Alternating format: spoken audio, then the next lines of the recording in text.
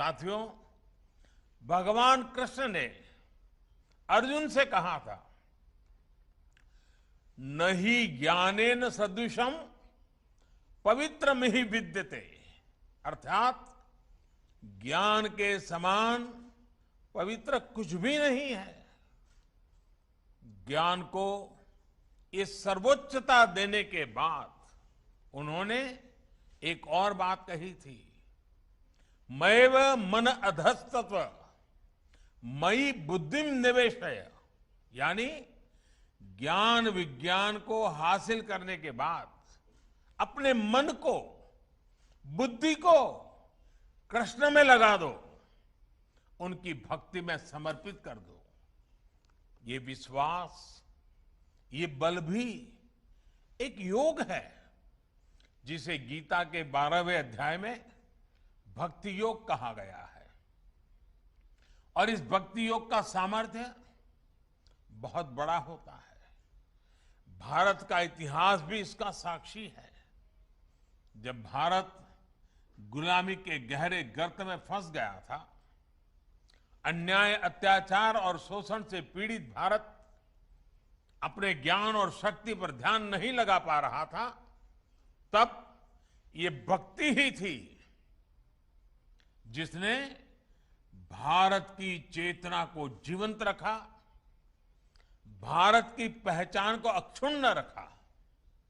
आज विद्वान इस बात का आकलन करते हैं कि अगर भक्ति काल की सामाजिक क्रांति न होती तो भारत न जाने कहां होता, किस स्वरूप में होता। लेकिन उस कठिन समय में चैतन्य महाप्रभु जैसे संतों ने हमारे समाज को भक्ति की भावना से बांधा। उन्होंने विश्वास से आत्मविश्वास का मंत्र दिया। आस्था के भेदभाव, सामाजिक ऊंच नीच, अधिकार अनाधिकार, भक्ति ने इन सबको खत्म करके शिव और जीव के बीच एक सीधा संबंध बना दिया।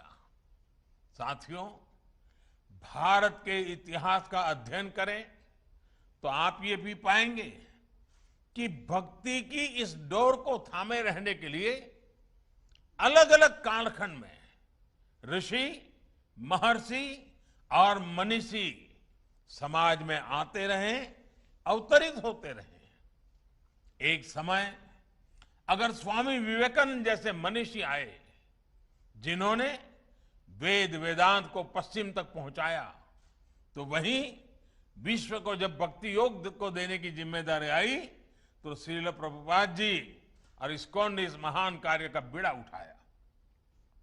उन्होंने भक्ति वेदांत को दुनिया की चेतना से जोड़ने का काम किया। यह कोई साधारण काम नहीं था। उन्होंने करीब 70 साल की उस उम्र में इस्कॉन जैसा वैश्विक मिशन शुरू किया। जब लोग अपने जीवन का दायरा और सक्रियता कम करने लगते हैं, यह हमारे समाज के लिए और हर व्यक्ति के लिए एक बड़ी प्रेरणा है। कई बार हम देखते हैं लोग कहने लगते हैं कि उम्र हो गई, नहीं तो बहुत कुछ करते, या फिर अभी तो सही उम्र नहीं है ये सब काम करने की। लेकिन प्रभुपाद स्वामी अपने बचपन से लेकर के पूरे जीवन तक अपने संकल्पों के लिए सक्रिय रहे। प्रभुपाद जी समुद्री जहाज से जब अमेरिका गए तो वो लगभग खाली जेब थे। उनके पास केवल गीता और श्रीमद् भागवत की पूंजी थी। रास्ते में उन्हें 2-2 बार हार्ट अटैक आया यात्रा के दरमियान। जब वो न्यूयॉर्क पहुंचे तो उनके पास खाने की व्यवस्था भी नहीं थी, रहने का तो ठिकाना ही नहीं था। लेकिन उसके अगले 11 सालों में दुनिया ने जो कुछ देखा, श्रद्धेय अटल जी के शब्दों में कहें तो अटल जी ने इनके विषय में कहा था, वो किसी चमत्कार से कम नहीं था। आज दुनिया के अलग अलग देशों में सैकड़ों इस्कॉन मंदिर है।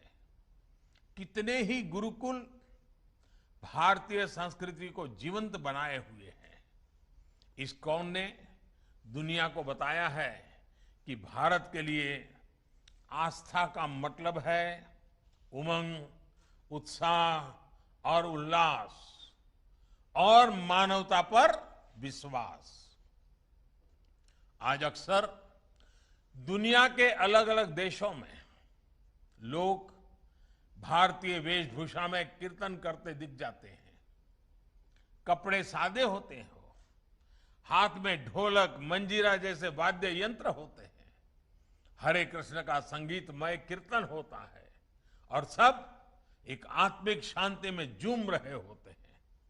लोग देखते हैं तो उन्हें यही लगता है कि शायद कोई उत्सव या आयोजन है, लेकिन हमारे यहां तो ये कीर्तन, ये आयोजन जीवन का सहज हिस्सा है। आस्था का ये उल्लासमय स्वरूप निरंतर पूरी दुनिया में लोगों को आकर्षित करता रहा है। ये आनंद आज स्ट्रेस से दबे विश्व को नई आशा दे रहा है।